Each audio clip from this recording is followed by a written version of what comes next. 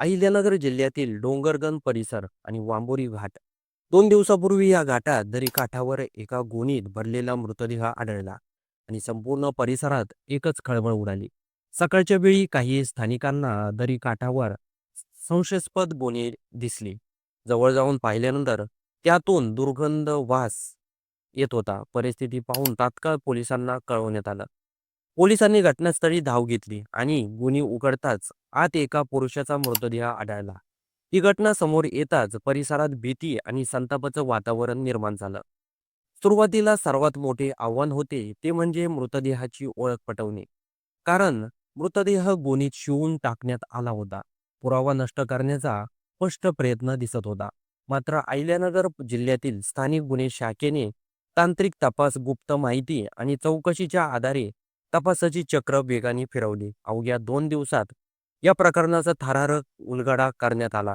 पोलिसांना यश आलं. मृत व्यक्तीची ओळख किरण शिवाजी कवाने अशी पटली. त्यानंतर तपासाची दिशा पूर्णपणे बदलली. चौकशीत धक्कादायक माहिती समोर आली की किरणचा खून कुण्या बाहेरच्या व्यक्तीने नव्हे, तर त्याच्याच सख्ख्या भावाने योगेश शिवाजी कवाने याने केला आहे. आणि त्याहूनही धक्कादायक बाब म्हणजे या खुनानंतर पुरावा नष्ट करण्यासाठी त्यांचे वडिलांनी शिवाजी शंकर कवाने यांनी मदत केली. पोलीस तपासात समोर आलेल्या माहितीनुसार मयत किरण हा दारूच्या नशेत वारंवार आई वडिलांना मारहाण करत असे. कुटुंबियांनी त्याला समज देण्याचं, व्यसनमुक्त करण्याचे प्रयत्न अनेक केले. मात्र त्याच्या वागणुकीत कुठलाही बदल होत नव्हता. घरात सतत तणावाचं वातावरण निर्माण झालं होतं. घटनेच्या दिवशीही किरण दारूच्या नशेत घरी आला आणि घरात धिंगाणा घालू लागला. त्यानंतर त्याचा आणि भाऊ योगेश यांच्यात जोरदार वाद झाला.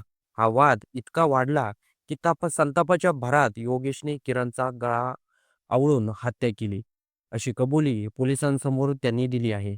हत्या झाल्यानंतर पुढे काय करायचं हा प्रश्न त्यांच्यासमोर उभा राहिला होता. इथूनच या प्रकरणाने आणखी भीषण वळण घेतलं. स्वतःच्या मुलाचा मृतदेह लपवण्यासाठी वडील शिवाजी कवाने यांनी योगेशला मदत केल्याचं समोर आलं आहे. दोघांनी मिळून मृतदेह गोणीत भरला. इतकंच नव्हे तर पुरावा पूर्णपणे नष्ट व्हावा म्हणून मृतदेहावर एक नव्हे तर 2 गोण्या चढवून त्यामधून शून बंद करण्यात आल्या. त्यानंतर हा मृतदेह वांबोरी घाटात नेऊन दरी काठावर फेकून देण्यात आला.